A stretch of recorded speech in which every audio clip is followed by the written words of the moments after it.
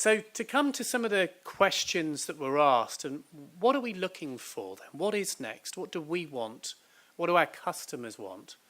I've heard a lot of words today. I've heard customers occasionally. Actually, this is about making it easier for our customers to buy and our customers to sell. We have in Barclays an acquiring business.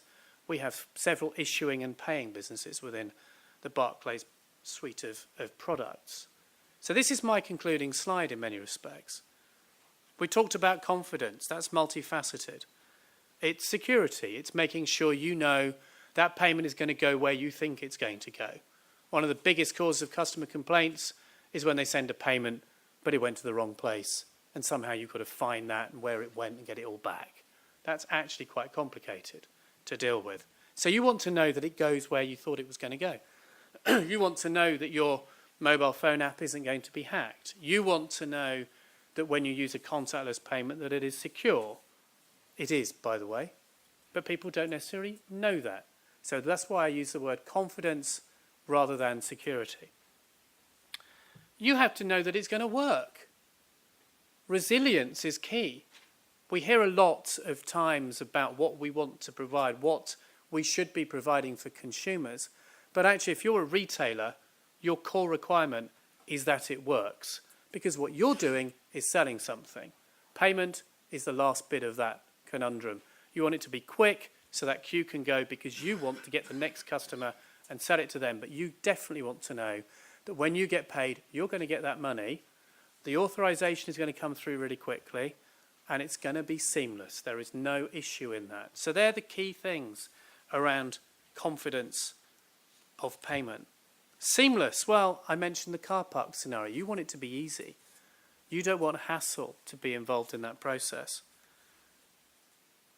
Convenient. I mentioned this a few times about what I mean by convenient, but it means different things to different people.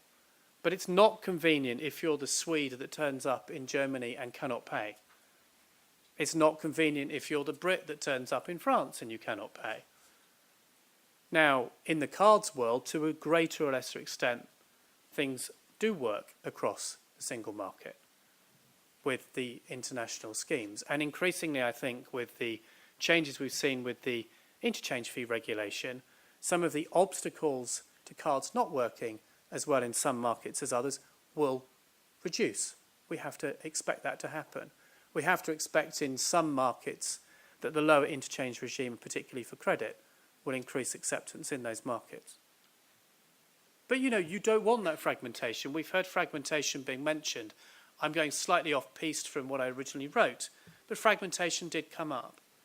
So Oyster, I've mentioned, that was a fragmented model. You had to have an Oyster card in London, but you couldn't use it in Manchester, let alone use it in Nice.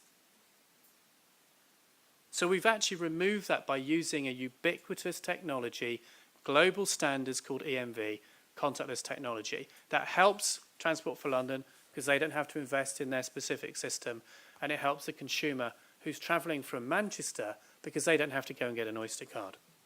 But that can be applied, that logic can be applied across the whole of a single market. What else would help? Well, somebody mentioned, one of the previous speakers, I think it was Jean, mentioned ZAP in the UK. Whether that's needed or not, I'll leave that for others to judge. Whether cards can provide sufficient solutions, that's for others to judge. That's a competition question. And the market will decide if we need an additional payment system in the UK.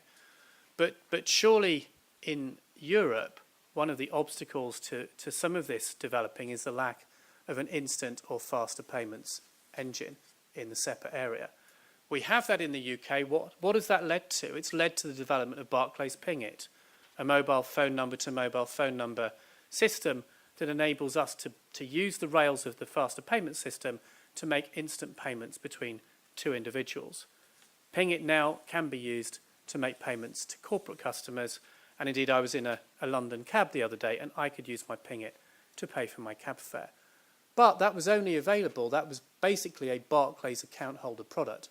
There was an app-based, wallet-based system for non-Barclays customers, but effectively that was a Barclays technology. We now have, of course, PayM in the UK, which is a database, mobile phone number database that links all banks' customers to a similar engine such as Ping It. So we can see the benefits of having ubiquitous non-fragmented solutions.